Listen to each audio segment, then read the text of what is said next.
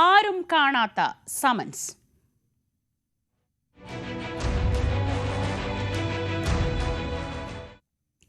മാധ്യമങ്ങൾ പറയുന്ന ഇഡിയുടെ സമൻസ് താനോ മകനോ കണ്ടിട്ടില്ലെന്നും തങ്ങൾക്കാർക്കും കിട്ടിയിട്ടില്ലെന്നും മുഖ്യമന്ത്രി പിണറായി വിജയൻ. ക്ലിഫ് ഹൗസിൽ അങ്ങനെ ഒരു സമൻസ് കിട്ടിയിട്ടില്ല. മകന് കിട്ടിയതായി ഇതുവരെ പറഞ്ഞിട്ടുമില്ല.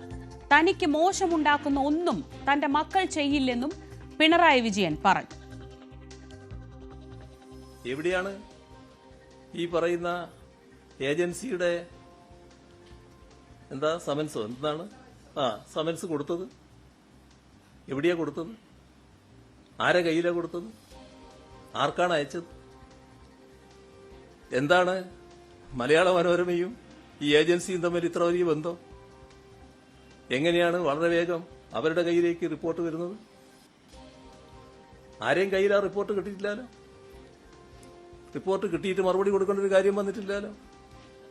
ഉടനെ പ്രതിപക്ഷ നേതാവ് സതീശനടക്കമുള്ള ആളുകൾ അതുമായിട്ട് പ്രതികരണമായിട്ട് വരികയാണല്ലോ. എന്താ മുഖ്യമന്ത്രി പ്രതികരിക്കാൻ? മുഖ്യമന്ത്രി എന്താ പ്രതികരിക്കേണ്ടത്? നിങ്ങളൊരു കടലാസ് അയച്ചു എന്ന് പറയുന്നത് ആ കടലാസ് ഇങ്ങോട്ട് താൻ ഞാൻ പറയണോ? ഏജൻസികളുടേതായ രീതികൾ സ്വീകരിക്കൂലേ സാധാരണഗതിയിലുണ്ടെങ്കിൽ? ഇവിടെ തെറ്റായൊരു ചിത്രം വരച്ചു കാട്ടാൻ നോക്കുകയാണ്. ഏതച്ഛനും ഏത് മകനെക്കുറിച്ചും അഭിമാനബോധം ഉണ്ടാവും. പക്ഷേ എന്റെ അഭിമാനബോധം പ്രത്യേക തരത്തിലുള്ളതാണ്. ഒരു ദുഷ്പേരും എനിക്കുണ്ടാക്കത്തക്ക രീതിയിൽ എന്റെ മക്കള് ആരും പ്രവർത്തിച്ചിട്ടില്ല. വിനോദ് വിശദാംശങ്ങളുമായി. വിനോദ്, നമ്മൾ ഏറെക്കാലമായി മുഖ്യമന്ത്രി പിണറായി വിജയനെ കാണുന്നു. അദ്ദേഹത്തെ പാർട്ടി സെക്രട്ടറിയായി കണ്ടിട്ടുണ്ട്. കഴിഞ്ഞ 10 വർഷത്തോളമായി മുഖ്യമന്ത്രിയായി കണ്ടിട്ടുണ്ട്.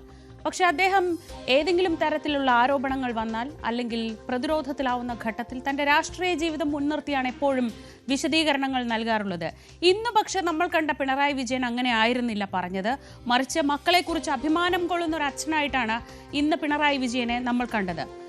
2023 വന്നതായി അല്ലെങ്കിൽ ജനറേറ്റ് ചെയ്തതായി രേഖകളിലുള്ള ഈ സമൻസ് കണ്ടിട്ടേയില്ല, കിട്ടിയിട്ടേയില്ല.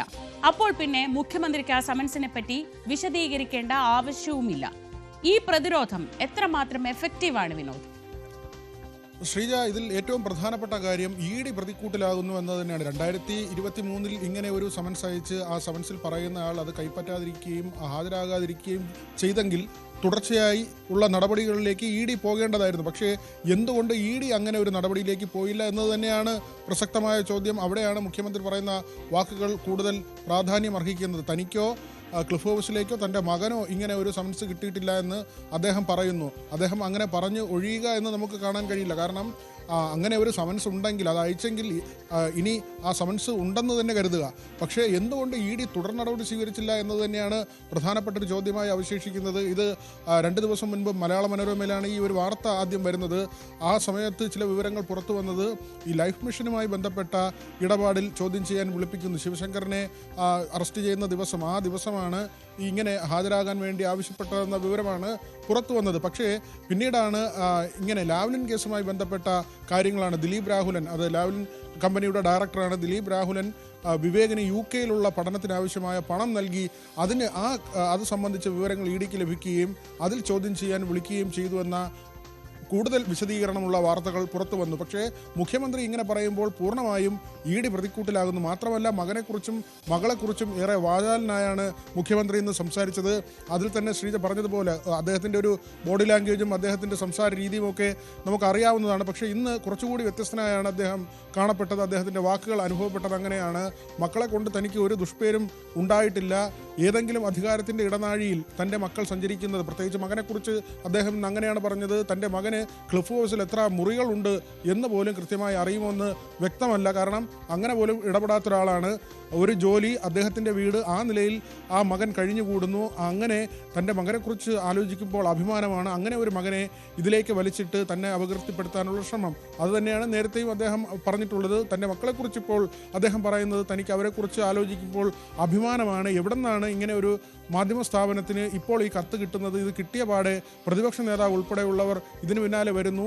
അതിൻ്റെ ഒരു ഗൂഢാലോചനയും ദുരൂഹതയും ഒക്കെയാണ് ഇപ്പോൾ മുഖ്യമന്ത്രി ചോദ്യം ചെയ്യുന്നത്. ഏതായിരുന്നാലും ഈ ലാവ്ലിൻ കേസുമായി ബന്ധപ്പെട്ട് പലതവണ സുപ്രീം കോടതിയിൽ പോവുകയും മാറ്റിവെക്കുകയും ചെയ്തതുമായി BJP CPM ബാന്ധവമാണെന്ന ആരോപണങ്ങളൊക്കെ കോൺഗ്രസ് ഉയർത്തിയിട്ടുണ്ട്. പലപ്പോഴും ഈ വടിയെടുത്ത് മുഖ്യമന്ത്രിയെ അടിക്കാൻ ശ്രമിച്ചിട്ടുണ്ട്. പക്ഷേ അപ്പോഴെല്ലാം അദ്ദേഹം കൂടുതൽ ശക്തനായി ഇതിന് മറുപടി പറയുന്ന ഒരു സാഹചര്യമായിരുന്നു. ഏതായിരുന്നാലും ഇപ്പോഴും വളരെ പെട്ടെന്ന് തന്നെ വന്ന ആരോപണത്തിൻ്റെ മുനയൊടിക്കുന്ന നിലയിലാണ് ഇന്നത്തെ മുഖ്യമന്ത്രിയുടെ വാക്കുകൾ. ഇനി EDയുടെ ഭാഗത്തു നിന്ന് എന്ത് നടപടി ഉണ്ടാകുമോ, അല്ലെങ്കിൽ ഇതിന്മേൽ എന്തെങ്കിലും നടപടി ഉണ്ടാകുമോ, അല്ലെങ്കിൽ ഇതോടുകൂടി EDയുടെ നടപടികൾ അവസാനിക്കുമോ, ഇതെല്ലാം തന്നെ കണ്ടറിയേണ്ടതാണ്. ശ്രീജ. വി വിനോദാണ് വിവരങ്ങൾ നൽകിയത്. ഇന്ന് മുഖ്യമന്ത്രി സർക്കാരിൻ്റെ വികസന പദ്ധതികളുമായി ബന്ധപ്പെട്ട് അല്ലെങ്കിൽ സർക്കാർ ചെയ്യാൻ പോകുന്ന വികസന കാര്യങ്ങളുമായി ബന്ധപ്പെട്ടാണ് വാർത്താ സമ്മേളനം വിളിച്ചതെങ്കിലും ഈ ആരോപണങ്ങൾക്ക് മറുപടി പറയാൻ തന്നെയായിരുന്നു മുഖ്യമന്ത്രി ഉദ്ദേശിച്ചിരുന്നത്. അതിനുവേണ്ടി തന്നെയാണ് മുഖ്യമന്ത്രി വന്നതും.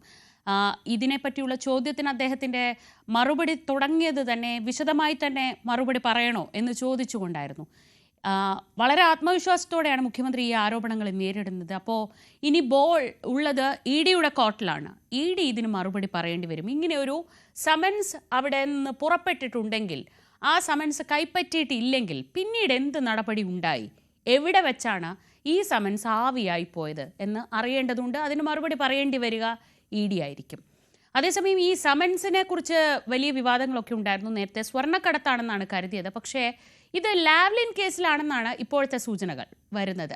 വിവേക് കിരണിന്റെ വിദേശ വിദ്യാഭ്യാസത്തിനായി ലാവ്ലിൻ മുൻ ഡയറക്ടറായിരുന്ന ദിലീപ് രാഹുലൻ പണം നൽകി എന്ന സുപ്രധാന മൊഴിയുടെ അടിസ്ഥാനത്തിലാണ് 2023 ED വിവേകിന് സമൻസ് അയച്ചത് എന്നതാണ് ഇപ്പോൾ പുറത്തുവരുന്ന വിവരങ്ങൾ.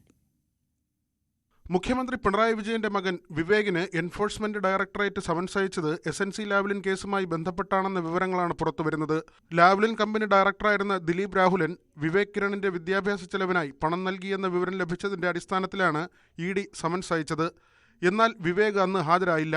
കള്ളപ്പണം വെളുപ്പിക്കൽ കേസുമായി ബന്ധപ്പെട്ട് ഹാജരാകാൻ വിവേകിന് ED സമൻസ് അയച്ചതിന്റെ രേഖകൾ പുറത്തു വന്നിരുന്നു. Son of Pinarayi Vijayan cliff house എന്ന് രേഖപ്പെടുത്തി 2023 അയച്ച സമൻസിന്റെ പകർപ്പാണ് പുറത്തായത്. വടക്കാഞ്ചേരിയിലെ ലൈഫ് മിഷൻ ഭവന പദ്ധതിയിലെ ക്രമക്കേട് കണ്ടെത്തിയതിനെ തുടർന്നാണ് ED സമൻസ് അയച്ചതെന്നായിരുന്നു നേരത്തെ പുറത്തുവന്ന വിവരങ്ങൾ. അന്നത്തെ ED Kochi assistant director PK ആനന്ദാണ് സമൻസ് അയച്ചത്. 2023 ഫെബ്രുവരി 14 രാവിലെ 10:30 കൊച്ചിയിലെ ED ഓഫീസിൽ ഹാജരാകാനായിരുന്നു സമൻസ്. 2020 ലാവ്ലിൻ കേസുമായി ബന്ധപ്പെട്ട് ED AECIR രജിസ്റ്റർ ചെയ്തത്. കള്ളപ്പണം വെളുപ്പിക്കൽ നിരോധന നിയമപ്രകാരമായിരുന്നു നടപടി. ദിലീപ് രാഹുലൻ മുഖ്യമന്ത്രിയുടെ മകന്റെ UK വിദ്യാഭ്യാസത്തിനായി വലിയ തുക ചെലവഴിച്ചുവെന്ന മൊഴിയും റിപ്പോർട്ടിൽ രേഖപ്പെടുത്തിയിരുന്നു. സമൻസിൽ പിന്നീട് തുടർ നടപടികൾ ഉണ്ടായില്ല. പിണറായി വിജയൻ വൈദ്യുതി മന്ത്രിയായിരുന്ന കാലത്ത് പന്നിയാർ, ചെങ്കുളം, പള്ളിവാസൽ ജലവൈദ്യുത പദ്ധതികളുടെ നവീകരണത്തിന് കനേഡിയൻ കമ്പനിയായ SNC ലാവ്ലിനുമായി കരാറുണ്ടാക്കിയതിൽ ക്രമക്കേടുണ്ടെന്നും ഇതുവഴി 86.25 കോടിയുടെ നഷ്ടം സംഭവിച്ചുവെന്നുമാണ് കേസ്. അതുവഴി സംസ്ഥാനത്തിന് 374 കോടി രൂപയുടെ നഷ്ടം സംഭവിച്ചിട്ടുണ്ടെന്നാണ് ലാവ്ലിൻ കേസിലെ പ്രധാന ആരോപണം. ന്യൂസ് 18 കൊച്ചി.